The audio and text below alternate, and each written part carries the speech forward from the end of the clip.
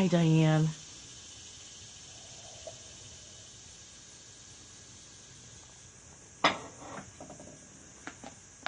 Good morning. Hi, everybody. Most of the cats are asleep after a hard morning of waking everybody up at 4 o'clock. Little brats. Hey there, Kath Joe. Good morning.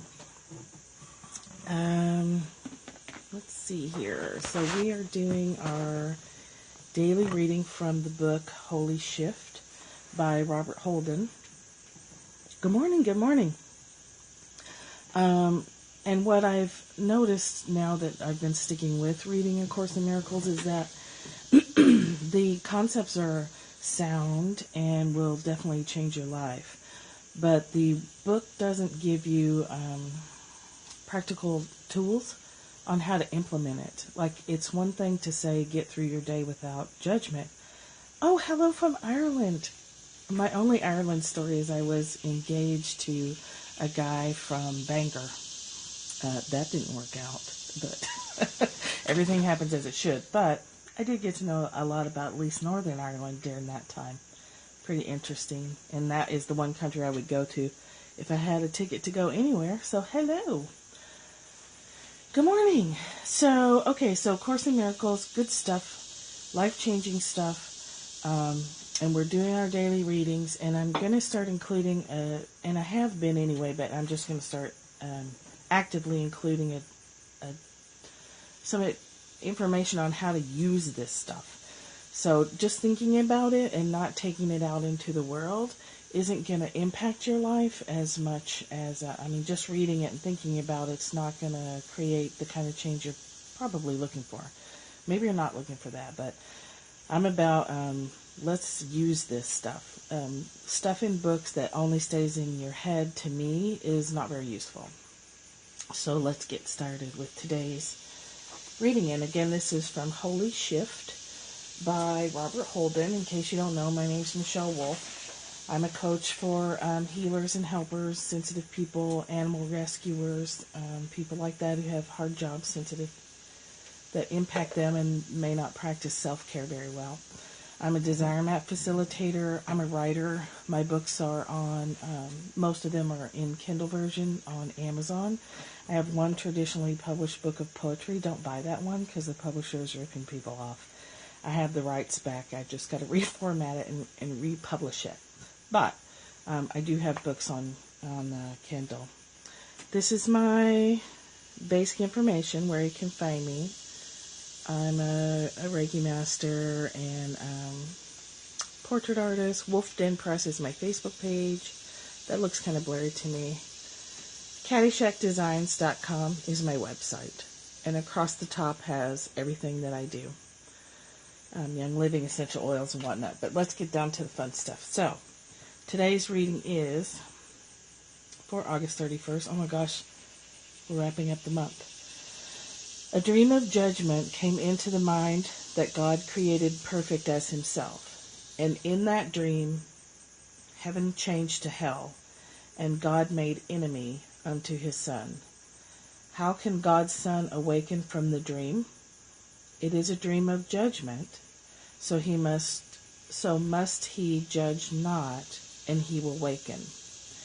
And this particular passage comes from the text in the Big Book, 29, The Forgiving Dream.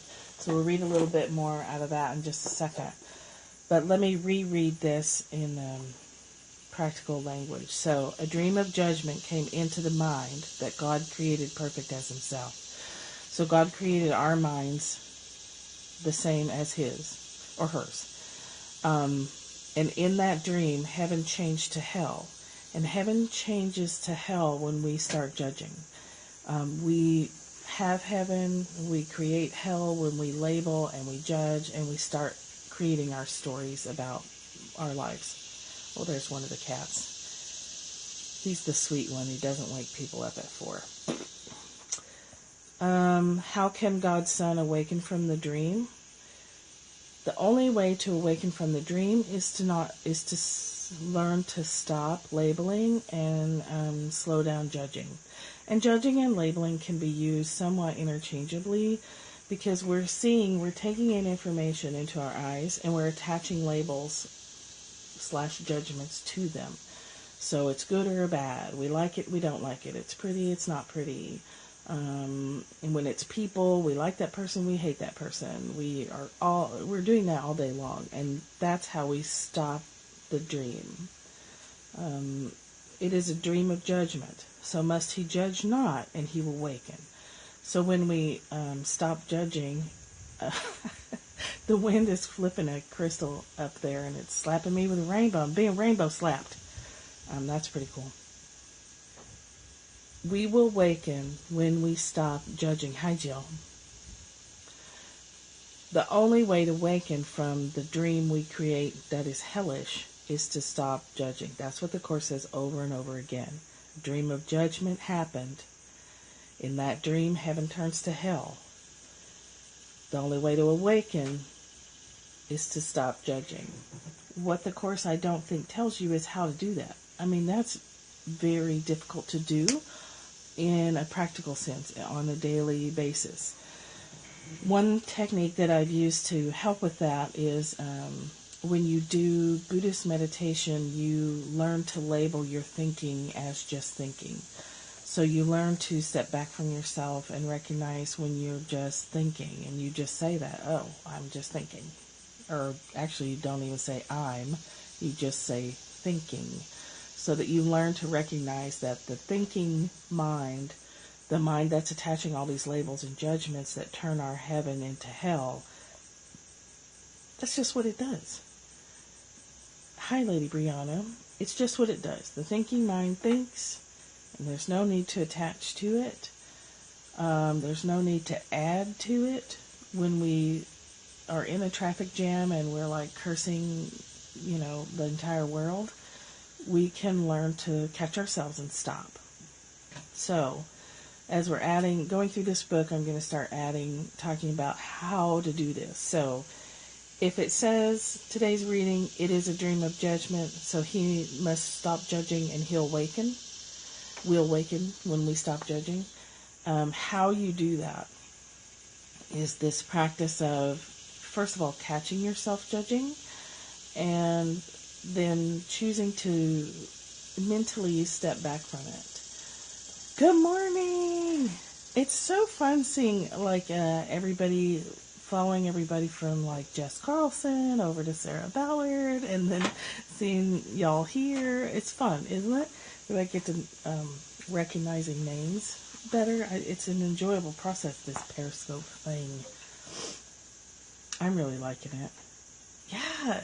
Sarah, I love her. I love her stuff. I can't stop watching, and then I can't go to sleep. So she's like, I need to save her replays for when I need to stay up. Right, part of the cool kids. That's hilarious. We're like the in crowd. That's funny. She is so sweet, and I always get something so amazing out of other people's readings. So, the reading today comes from the gigantic book. 622, if you have the giant book, section 9, the forgiving dream. If you don't, all figures in the dream are idols, and an idol is anything that you're putting your attention on that isn't oneness with yourself. So, I did. Yeah, I had spoken to her. She was mentioning that she wasn't interested in it, or that she was not sure how much longer she was going to do it. And so I had been looking for a book to do a daily practice with, and so I just was like, hey, I can do that. If you don't want to do it, I'll take it over. So yeah, I just picked up where she left off, because she's not doing this book anymore. But I'm looking forward to coffee and cards. Oh, thanks. I'm really glad to see that some people are sticking with it. Okay, so idols are like binging on Netflix, or getting stuck on the internet, or obsessing on an argument with a person that you know, or obsessing on a relationship. An idol in the Course in Miracles is anything that's tangling you up in judgment and taking your attention away from your wholeness. In the dream of judgment, you attack and you are condemned all in the same time. You become a slave to idols. You give your attention to things that just take from you. So that's what we want to ease ourselves out of doing. And one way to do that is Eckhart Tolle's work, The Power of Now. What's the other one? Earth something. A New Earth. That's a good one. He talks a lot about just not stopping thinking, but stopping labeling and being fully present right here, right now. So my awareness, even as I'm talking to you, can be on the sound of the locust, which is very loud. Can you guys hear that? It's like super loud today. Or it can be on the cat coming and going, or in the back of my head I could be thinking about a problem or a relationship. But everything's better when all my attention is right here, right now, focused on what we're talking about. So, Stillness Speaks is a nice short collection of Eckhart Tolle's work. And I carried this book in my purse for a couple of years. Because when I was leaving, I used to do Child Protective Services, and it nearly killed me. And I did it for 8 years. Yeah, it's so loud. It's really loud today. So I had to carry books, and I had to set my cell phone to give me alarms all through the day so that I didn't completely lose my mind and go postal on people or myself. So Stillness Speaks is a great book because it's one of those that you can just be like, holy shit, what do I do? And you can kind of flip and grab yourself something. Every page has something good. With regard to today, to stopping judgment, on page 64 of this book, it says, do you really need to mentally label every sense, perception, and experience? Do we really need to? We really don't. Do you really need to have a reactive, dislike relationship with life where you are in almost continuous conflict with situations and people? I like you, I don't like you, push, pull, push, pull. Or is that just a deep-seated mental habit that can be broken? Not by doing anything. You don't have to it's not like lifting weights where you have to exert a lot of effort to stop mentally labeling stuff and stop arguing with reality. You don't do it. It's not by doing anything, but by allowing this moment to be as it is. The habit and reaction, the habitual and reactive no, strengthens the ego. So we say no when we reject reality. So we say no to life when we pull up on a traffic jam and we're like, and we start freaking out because we're late or we're pissed or we just don't want to sit there. And when we say yes, we weaken the ego. And we say yes by saying we have that momentary, crap, I don't want to be sitting in a traffic jam. And then we go, okay, what can I do? I could flip on a Periscope. I could listen to an audiobook. I could flip open a book. If I'm, sitting still, obviously. I can do some chatting. I mean, there's like a million things you can do when you're stuck in traffic. And you can take those moments as an opportunity to keep practicing your own not self-improvement, because we're not broken. Enhancement, maybe, or deepening your spiritual practice. There's tons of opportunities all day long, and when we say yes to them, we make progress, and we feel better. So that's one tool. One tool is to stop the judgment that is talking about today, to restore, to come out of hell and back to heaven, is to just try and practice for even an hour to not label, to just see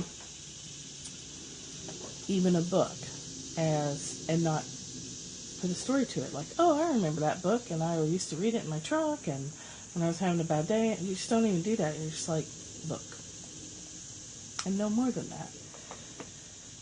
And you focus on your breathing, and you focus on who you're in front of, and you bring all your attention here and now.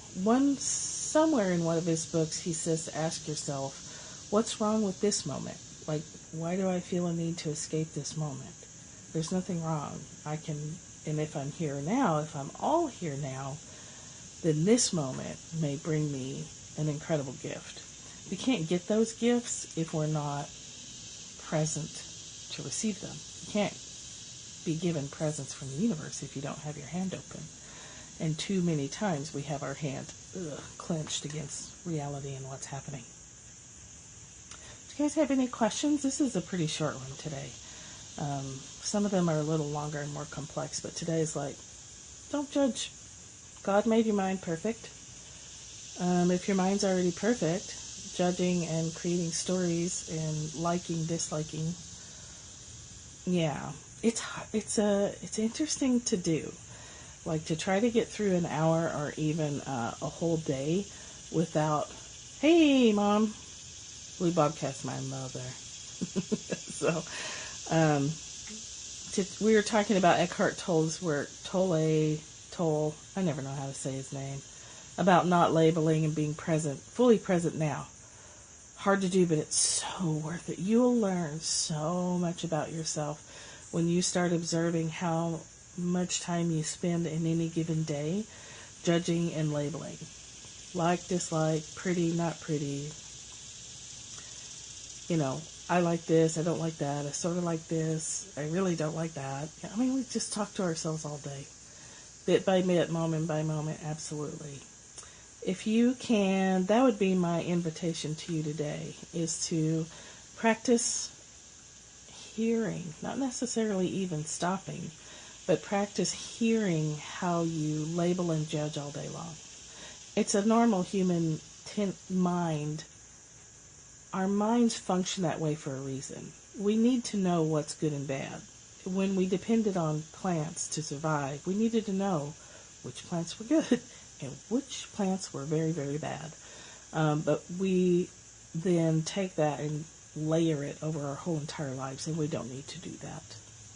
So try for today to hear yourself labeling and judging, and see if you can give yourself the relief of a few minutes of not labeling, of a few minutes of just letting the world be just as it is.